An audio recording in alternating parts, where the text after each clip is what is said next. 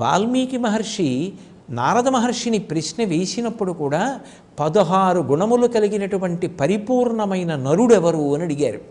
కోన్వస్మిన్ సంప్రదంలోకే గుణవాన్ కశ్చ వీర్యవాన్ ధర్మజ్ఞశ్చ కృతజ్ఞశ్చ సత్యవాక్యో దృఢవ్రత చారిత్రేణ చ కోయుక్త సర్వభూతీషు కోహిత విద్వాన్ కః కస్సమర్థశ్చ కశ్చైక ప్రియదర్శన ఆత్మవాన్ కో జితక్రోధో ద్యుతిమాన్ కో ననసూయక కస్య బిభ్యతి దేవాశ్చ జాతరోషస్య సంయుగే అని అడుగుతారు.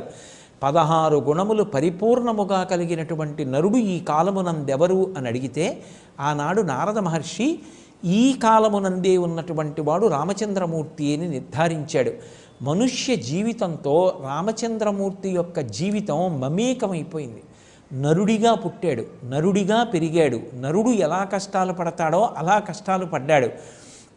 నరుడిగానే అవతార పరిసమాప్తి చేశాడు. ఆయన సత్యము చేత లోకములను గెలిచాడు, ధర్మము చేత సమస్తాన్ని గెలిచాడు, శుశ్రూష చేత గురువులను గెలిచాడు, దీనులను తన యొక్క దానగుణముల చేత గెలిచాడు, అలాగే శత్రువులను తన పౌరుష పరాక్రమముల చేత గెలిచాడు. పరిపూర్ణమైనటువంటి నరుడి యొక్క అవతారమే రామావతారం.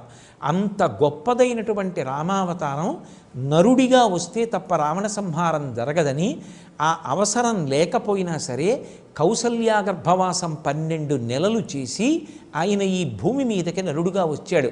అందుకే వాల్మీకి మహర్షి రామాయణం బాలకాండలో ఒక మాట అంటారు, తతశ్చ ద్వాదశే మాసే చైత్రే నవమికి తిథౌ నక్షత్రేదితి దైవత్యే సోచ్ఛ సంస్థేషు పంచషు గ్రహేషు కర్కటే లగ్నే వాక్పతాం విద్దునా సహ ప్రోద్యమానీ జగన్నాథం సర్వలోక నమస్కృతం అన్నారు.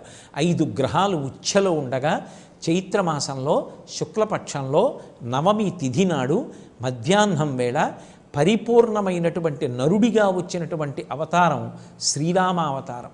అటువంటి శ్రీరామచంద్రమూర్తి ఈ లోకంలో ఆవిర్భవించి మనకందరికీ కూడా ధర్మానుష్ఠానంతో మనిషి ఎలా ప్రవర్తించాలో నేర్పాడు. చైత్రమాసంలో వచ్చినటువంటి రామావతారం నరుడిగా ప్రవర్తించడం నేర్పితే